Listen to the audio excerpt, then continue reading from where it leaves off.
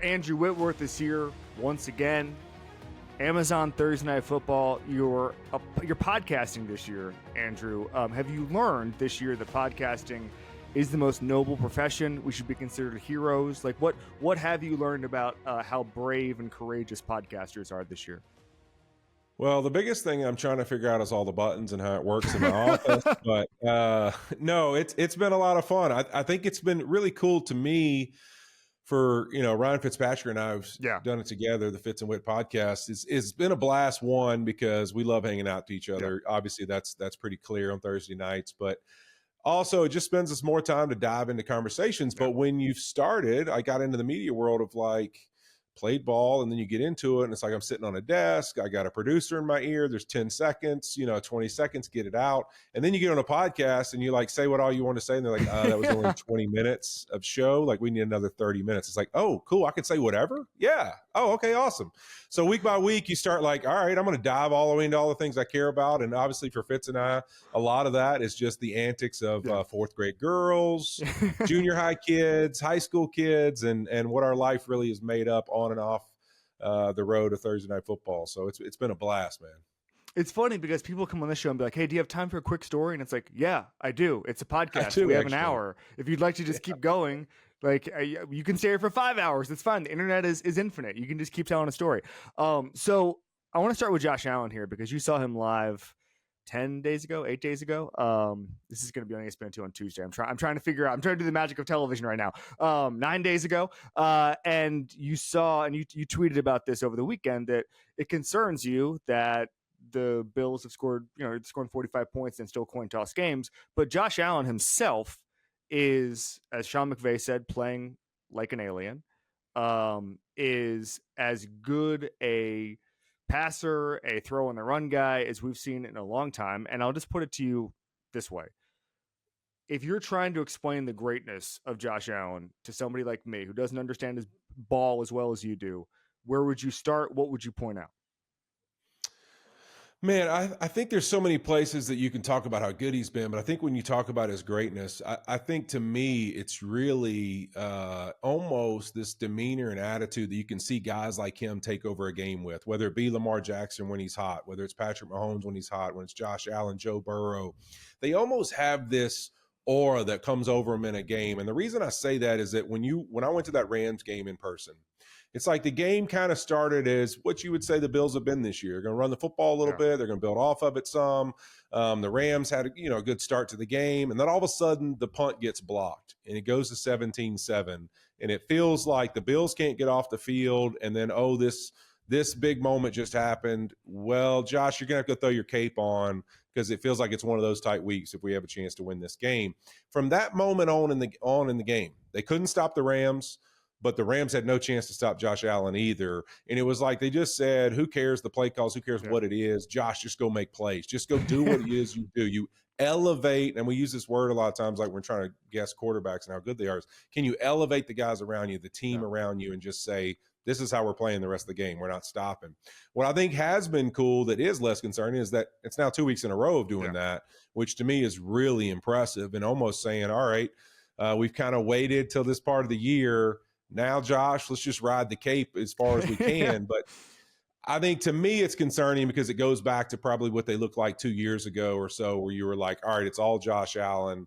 And if that ever gets kind of stopped, or let's say he makes a mistake, we're going to start the whole thing of like, oh, Josh turns it over too much. Well, guess what you have to do when you have to wear the cape all the time? You got to stay aggressive all day long, and that's going to inevitably lead to some bad decisions or some bad breaks that lead to interceptions and turnovers. So I think right now the danger to me is that they are having to live in this world where it's just the Josh Allen show. But the positives are, so far in 2 weeks, he's been able to do it back-to-back weeks. You said something on your show with Fitz that was funny, where every high school coach said there's no such thing as flipping a switch, or every college coach, there's no such thing. Yeah, it's a lie, because Josh Allen knows how to flip a switch, Lamar Jackson knows how to flip a switch, but Patrick Mahomes especially knows how to flip a switch. And we saw his ankle injury. He's week to week. Maybe he rests with the Saturday game coming up, 3 games in 11 days. But I just take me through when a great player flips a switch, what that looks like, Whit. Yeah, I just think that those guys, when you've prepared, I think it's different in pro football, obviously, than, I don't want to ruin every high school coach's mantra of you can't flip a switch. Okay, guys, like still listen to your coaches. But I do believe that the guys that have this other gear, sometimes somebody has to flip the switch for them, and sometimes they're really good at being able to do it. You think of, like, I go back to, like, we everyone reacted to the Michael Jordan doc when he would talk about that ability to, like, create an enemy. Like, all of a sudden, like, these guys didn't even say anything, but in his mind they did. Yeah. Right. And that's what he was doing, is he's creating scenarios where you flip the switch for yourself, because being great every week, being at your best all the time is challenging, especially in the game of football, where physically you don't feel very good some weeks. And so you're finding that ability to just say, hey, you know what? I still got to find that thing that brings out the monster in me, and I almost turn into that alien. And to me, Josh Allen's kind of found that the last couple of weeks, but that's what it is. It's like you find, hey, I almost have to take on a different persona in these moments. And maybe, like, the Josh Allen who I am in the locker room and the human being they all love to death, like, it's this in the locker room. But then when we get on the field, it's a whole different thing. I think you probably see that a lot out of, like, a Joe Burrow would be a great example. Like, that dude seems like an absolute monster between, the two clocks, the beginning of the clock when it hits to start the game and to end. You see his demeanor, his attitude, even yesterday on the sideline, some of his things, like those things, you see those guys, they flip a switch when they're out there. And that's just the truth. We all do. I mean, Lord, I sat in my locker in my underwear until the strength coach came up to me and said, you actually have to put your pads on because the kickoff is within, 50 minutes, and we have to go out there and warm up. And I'd be like, oh crap, that's right. And I'd get off of Tetris or Solitaire or Free Cell and whatever I was playing in my locker. And I'd be like, oh, I got to put my cleats on now. We got to go play ball. Because you, without question, when you've done it for a long time, have the ability to flip the switch and say, all right, it's monster mode now. Here we go. When you got into monster mode, how do you do that? Do you just scour the internet until you find some mean tweets? Like, what is you got to find motivation in a lot of different places, obviously, and especially a guy like Mahomes, it's a different bucket than you. But everybody's saying you're great. At this point, everybody's kind of afraid to criticize him because of how many times he's made everybody look stupid when they say, "Oh, they lost to the Raiders on Christmas Day." No, we're gonna win the Super Bowl anyway. Or Travis Kelce finding these holes in zones, sitting down, all that stuff. But monster mode for Andrew Whitworth was what? What did you look at to flip that switch? I think at the end of my career was easy because it was my age. And it was that every time I took a field, people would be like, how in the world is this 36-year-old, 37, 38, 39, 40-year-old going to go out here and compete with guys that are 10, 12 years younger than him? I'll never forget getting after it in a game, kind of getting in one of those tussles. And Chase Young, I think it was either his rookie or second year in the league, with the Commanders. And we're in a TV timeout. And he yells across the thing like, hey, big fella. He's like, are you really 38 or 39 years old? And I'm like, yeah, I am. Thank you very much. And it was like, that was like, it wasn't like I didn't get mad about that. But in the moment, it's like, that is it. That's their perception. And that's what I live for. Like, all right, you think that's it. Like, you're going to find out. Like, I got more energy than you think. And so for me, it was always that at the end of my career. Early in my career, I mean, think about it. I played in a division. And I would say it would probably be like, I love Joe Thomas. I think he's obviously a Hall of Famer, an amazing player, but he received all the accolades. Yet I was going to division championships. Yeah. We were winning games in Cincinnati, and I was playing at an extremely high level. And if you look statistically in pressures and sacks and all those things, there wasn't much difference between us, if not a lot of years that I actually was ahead. So it was one of those things where I'm like, all right, that's a fuel for me. Like, this guy gets all the credit of being a great player, but for me, I'm helping my team win. We're having success. Like, you can't say that there's not more pressure when you're playing every year against the number one team in every division, when you're playing on Monday Night Football and Thursday Night Football and Sunday Night Football because you're on a good team.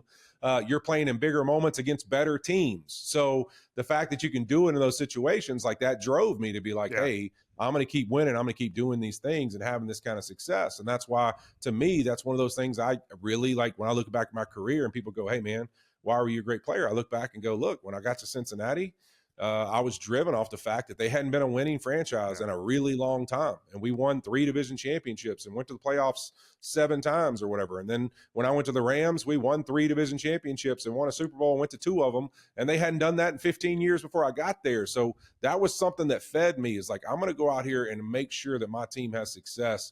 And I'm going to treat it like they're saying that, you're not a part of that. And that was something that really fueled me to find that monster in me. I was going to ask this later, but we'll move it up a little bit. You mentioned the Bengals and the franchise and the fact that they hadn't won a lot, and then all of a sudden they're winning divisions with Marvin Lewis and Andy Dalton and Andrew Whitworth.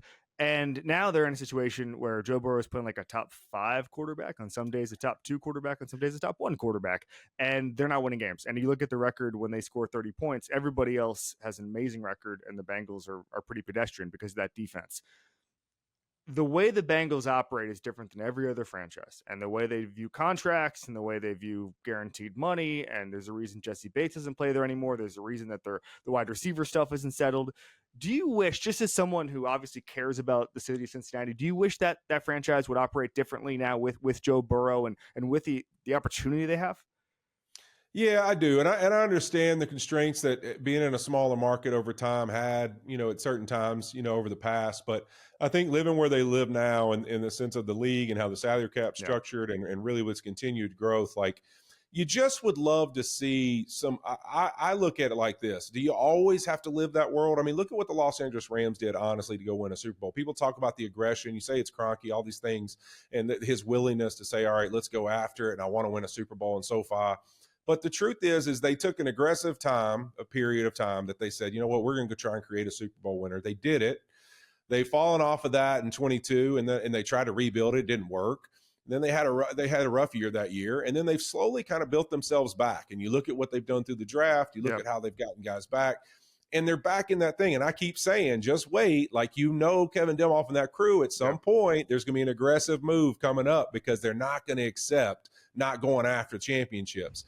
What I wish Cincinnati would do is, it's not that you always have to live in that world, but let me see an aggressive play that doesn't work out. Let me see that big move that you go, man, you know what? Wow, they really swung for it. Because when I look back at my time through 2011, 2015, we went to the playoffs every year. We won multiple division championships. We went 12-4, I think it was, maybe twice, or at least 11-5 a couple times. Had a lot of great scenarios, but did we ever make that just one free agent, just one splash free agent during that time, or one trade and I get it, that wasn't really the times then, one big trade for somebody who kind of took you over the ledge, all right, this is the next step right here. We're going to swing for it. We got a great young team. And then you kind of see some of that talent leaves, they fall off. Here we are again. Joe Burrow, Jamar Chase, T. Higgins, you look at all the talent. Jesse Bates was there and now gone. They've done it again, and it's all right, where's I just want to see the big swing. Here's your opportunity. You're not going to get quarterbacks like Joe Burrow. Yeah. There's a bunch of teams in the NFL, they're dying for that to get right once. Yep. But you have it. Where's the swing? Where's the leverage? Let's go for it. Right here in this window, let's go for it. And I think, to me, that's the thing that gets frustrating as a Cincinnati Bengal fan is, where's the swing for the fences? Let's tee it up and let's take a rip at it. Completely agree. I was talking to somebody in Kansas City a couple of years ago, and they were saying, the amazing thing that Veach was able to do was convince Clark Hunt to get aggressive and start trading first-round picks and saying, hey, we got to go in. He literally said this to me, Veach. He said, we all in is every year. There's no such thing as going all in, because you have to maximize the roster every single year. You have to do those little moves here and there. But with this other person in Kansas City was saying to me, it was Clark Hunt was a conservative owner, and then Veach and Mahomes get there and they say, no. Every single year we're going to push the limit. And I wish everybody with the franchise quarterback did that. I wish they said, hey, there's only going to be 3, 4, 5 years where he's going to be at his apex, and we need to maximize those rosters. Well, yeah, you have to, because look at the statistics. Since the salary cap was instituted in 1994, there's only been 3 quarterbacks who are getting more than 13% of the salary cap who've won a Super Bowl. So what does that tell you? It is extremely hard to do it. So you're going to have to take drastic measures to be able to make it happen and swing it your way. And so, to me, you got the kind of guy that you think could be a future Hall of Famer. You got the big-time quarterback. You're going to have to make some kind of move that's different. Do it a different way, because when you talk to Kevin Demoff and the Rams, and I talk of my experience all the time, is that was their big thing. If you remember the trades and all the ways they went about it, they did it a different way. And then everybody kind of caught up to their way. And now that's why they're looking for what's that next way to get ourselves to the Super Bowl. Kevin Demoff gets way too much praise in this podcast. I think you might listen to it. I have no comment on Kevin Demoff. I'm just moving on. We're Kevin. done with you, me? Kevin. You hear me, buddy? Why should you bet with Caesars Sportsbook? 2 words: Caesars Rewards. Every bet brings you closer to the types of benefits only Caesars can offer. Hotel stays, VIP experiences, sports and concert tickets, and more. It's not just an app, it's an empire. Let's talk about the offensive line here. I got 3 questions. I'll start with the first one. Best offensive line in football right now is what?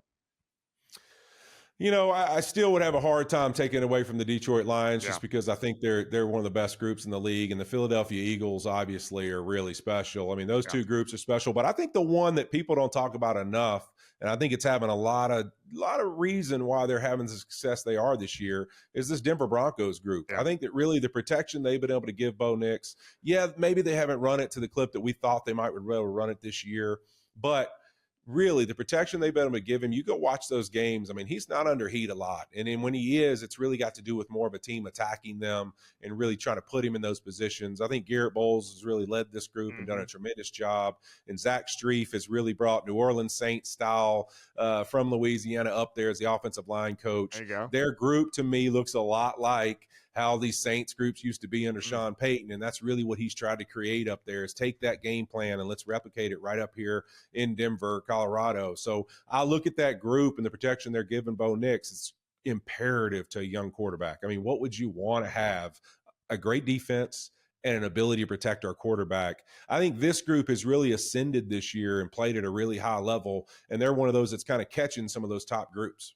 I completely agree. And also, by the way, you want to ruin a young quarterback, give him a bad offensive line. And people were getting really mad. We had DJ on the show 2 weeks ago.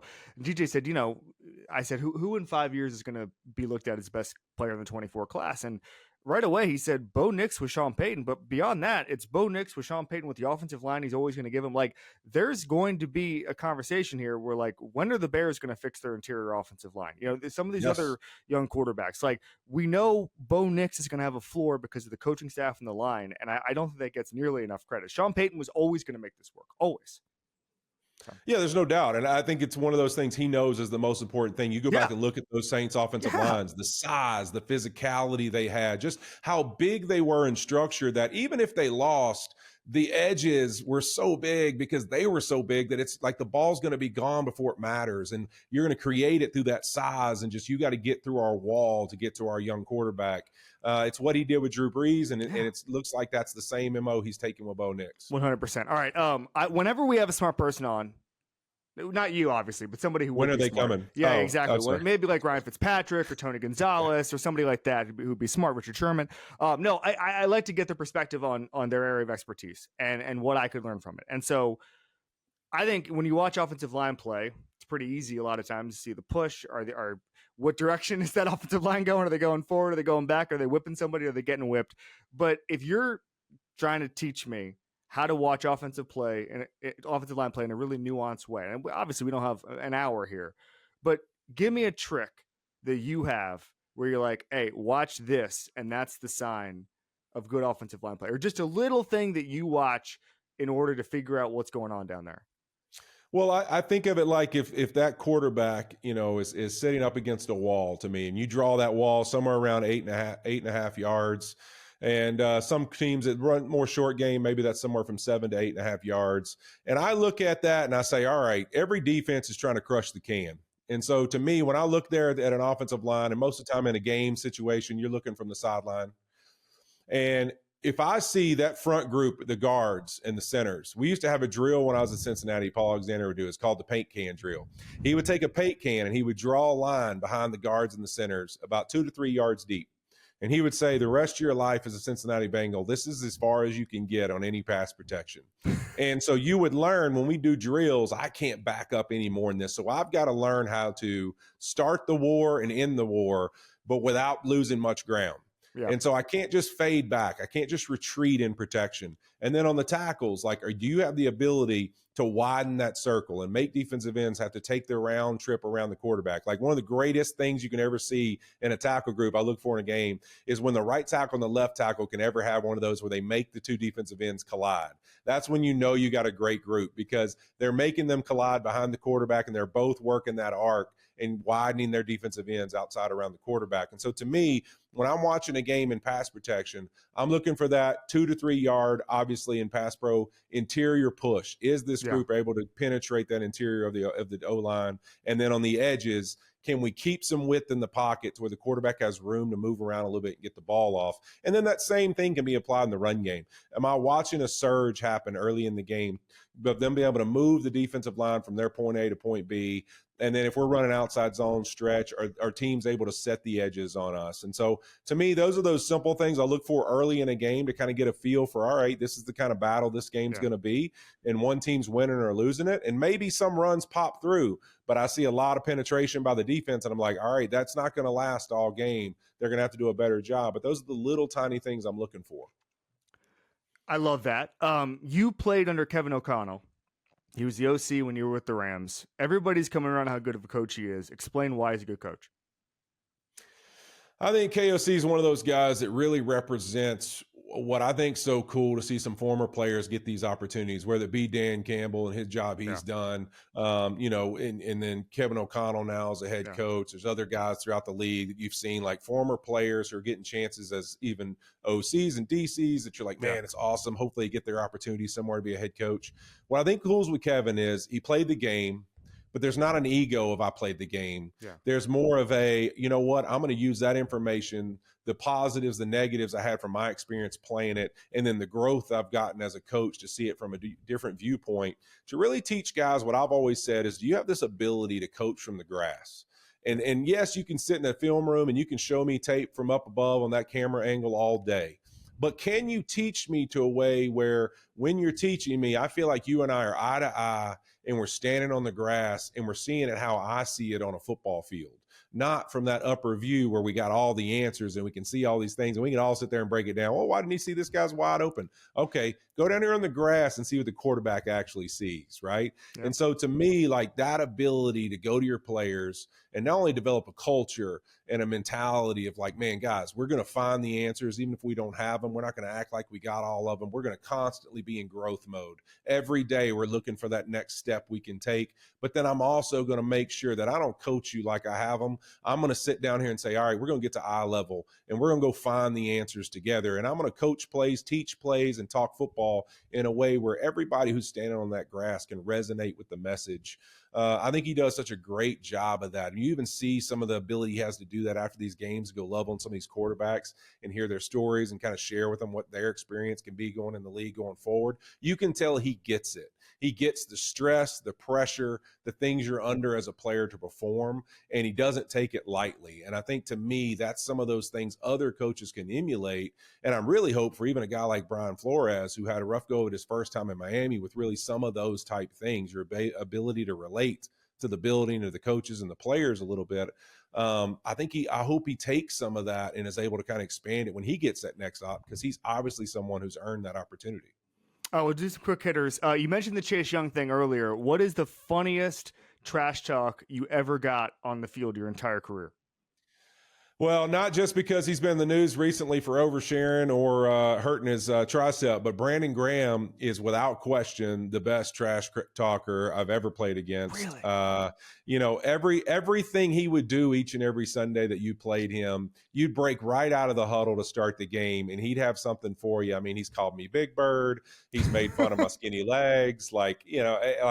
Everything he can do. Like sometimes he'll walk out and be like, whoa, you definitely, oh man, that belly, bro, you ate way too much at team dinner last night. Like he's going to immediately create some kind of mental thing like, oh man, I need to refix my jersey because my belly's showing, or like, oh man, am I overweight or did I eat too much last night? Like he knows exactly how to get under your skin to just kind of say, and he's going to yell across the line over at Fletcher Cox. Like, I'm about to get 3 of them today, Fletch, watch this. Like, almost like you're not there, but you are there. And you're like, dude, are you talking to your teammate about how many times you're going to beat me today? Like he was so good at it, man, that you would like not even get mad. You'd laugh because you're like, dude, this guy, that's fantastic. That was really good.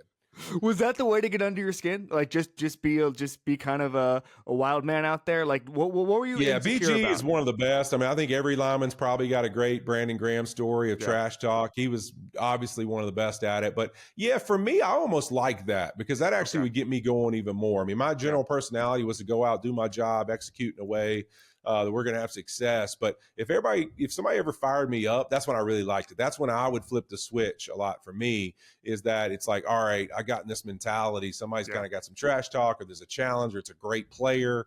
That would almost help me bring out the best in me, just to face somebody that I'm like, all right, this is a big moment or a big situation. It always felt more like you could go find that monster a little bit when you had somebody that would kind of go back with you. A little bit of trash talk, like James Harrison. Loved playing against him, but the guy didn't speak. So it's like, you're just like, hey, dude, are you in there? Like, I see the black dark visor. You just want to run down my face every play and hit me with a headbutt, but I don't even know if you're in there because you never talk. Whereas Terrell Suggs, lots of trash talk. Jared Allen, lots of trash talk. Jared and I would have a blast against each other because it was like a bar fight every week. Those guys I remember the most, the ones that love to kind of give it a little bit and take it too. You always hear the stories where the guys who tried to suck up to you, be nice, or like lull you into a friendly false sense of security. Any of those guys ever? No, that was more my thing. I'm going to go up. Hey, man, you look tremendous on tape last week. Man, listen, you had a great week. I tell you what, you got robbed on that one holding call at the end of the game. I mean, they definitely should have gave you that. I mean, that was that with the refs too. Always, hey, man, last week, man, you're some great calls, big moments last week. That was awesome, man. Just, hey, if there's anything I'm doing today that you just like, you got a little problem with, hey, just come tell me first before you throw the flag. Like, I'll work with you all day. I always made sure me and all the refs were best friends, right? I mean, that was always my deal. You have to. I want a warning. All I want is a warning. All you want is a warning. That's exactly right. Funniest guy you ever played with? Oh, that's easy. Chad Johnson, Chad Ochocinco. I mean, I got to be in the greatest era ever with Chad. I mean, Hard Knocks, I think twice, getting the chance to kiss the baby and Child Please and everything else. And then all the antics. I think people forget. Chad Johnson, if he'd have played in this era with social media, I mean, I think he's already a star, but like he would be outer world. He would be unbelievable marketing tool had he played in that time, because people forget this guy. He had the antics with his changing his name to Ochocinco. He had the gold jacket he brought out, the dances, the camera celebrations. He proposed to a cheerleader after a touchdown. I mean, all the things. And then also during the week, he would send other DBs packages leading up to the game. Like he once sent Pepto-Bismol to a DB group. I think it was the Falcons or Steelers, because he said they were going to be sick all game. He sent the back of his jersey to a group of guys one week because he was like, that's the only thing y'all are going to see on Sunday. I mean, he kept a board in his locker talking about every DB he'd face and what he would get every week. I mean, the dude was epic from an entertainment standpoint. He unfortunately just missed the big social media window, because I think he would be one of those guys that would have reels for days of all the antics he pulled off while he was playing, while being a tremendous player, obviously, at the same time. Yeah, I was going to say, I mean, he was also an amazing player. And I think that both of those things going hand in hand would have made for an absolute star of the TikTok age. But he's listening. He's still doing it. He's still out there. He's on YouTube. He's killing it. He is. He did the crying a couple weeks ago. He lost his McDonald's rights. I mean, that's legit. I played with him. The dude ate McDonald's every day, all day. He lived in his locker. He was hilarious, man. Had his McDonald's in there, and that's all he ate all the time. Last thing for you, we do a thing, as you know, called Badasses. We have James Harrison and Aaron Donald up on this board. You inducted them in last year. We're asking for a third one. Biggest badass who's not James Harrison, not Aaron Donald, you've either played against or played with, just a football guy. Where are you going? Oh, biggest badass I've played with or played against. You know what? Only because I said his name today, I think it would be a tough competition between Terrell Suggs and Jared Allen, but only because one of my first moments of playing left tackle in the NFL, I had to move out and play against Jared Allen in Kansas City. Oh my gosh. I'm going to say Jared Allen. Good old, he'd show up to the stadium with that, old Cadillac with the horns on it and his cowboy hat and everything else. He was definitely a badass. And I'm not sure if he was a better football player. Probably my guess is he's probably good in a bar fight as well. So I'd put Jared Allen in that stance. Is a definite badass. You'll love this. So the reason Willie Rofe is up here, right here, is that Jared was on this show last year, and he said that when he was going against Willie Rofe in practice, it's like it was his rookie year, and he was having some success, and he was saying, "Okay, I'm going against Rofe. Hey, here we go." And the moment Rofe realized that Jared Allen was having a little too much success, Rofe on the next rep just literally just lifted him up and just placed him 5 yards beyond the line of scrimmage, just to let him know, like, I can do this anytime I want. I can do this anytime I want. But yeah, this is, I love the bad, when guests have different badasses and they've all been on and they've got a badass, like that's what football is all about. Andrew Whitworth, Amazon Thursday Night Football, the podcast with Ryan Fitzpatrick. I didn't even ask, what's your best story working with Ryan Fitzpatrick so far?